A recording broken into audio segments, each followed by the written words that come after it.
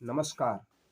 सुभाष चंद्र बोस भारतीय स्वतंत्रता आंदोलन के इतिहास में एक महान क्रांतिकारी के रूप में सुविख्यात है।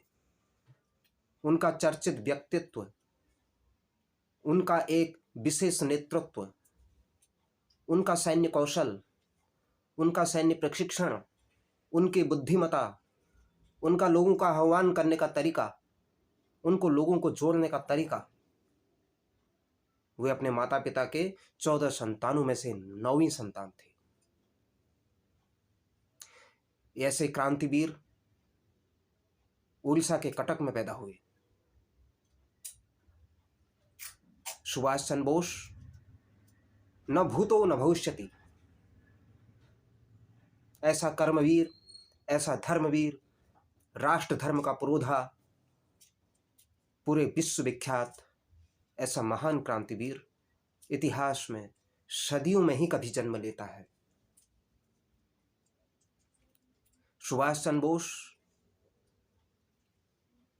महिलाओं के अंदर निर्भयता की पराकाष्ठा तो थे ही, युवाओं के अंदर जीवंत चिंगारी थे। बालों और बुजुर्गों का भरोसा थे। अपने साथियों के अंदर राष्ट्रभक्त की उत्कट ज्वाला विकसित करने के लिए एक जीवंत प्रेरणा थे। ऐसे महान क्रांतिवीर इस भारत की धरा ने चलता फिरता देखा। भारत के अंदर जब उनको देश निकाला हुआ तो उन्होंने जर्मन और जापान के सहयोग से आजाद हिंद फौज का गठन 21 अक्टूबर 1943 को किया। वे गांधीवादी विचारधारा के थे, लेकिन बाद में वो उससे असहमत हो गए थे, जबकि राष्ट्रपिता नाम उन्होंने खुद महात्मा गांधी को दिया था। आप आश्चर्य करेंगे, लेकिन बावजूद उसके वो चाहते थे कि भारत को अंग्रेजों ने सत्य के बल पर गुलाम बनाया है। हम भारत माँ के उपासक हैं, हम सत्य के उपासक हैं, इसलिए बिना सत्य के हम लोग लड़ नहीं सकते।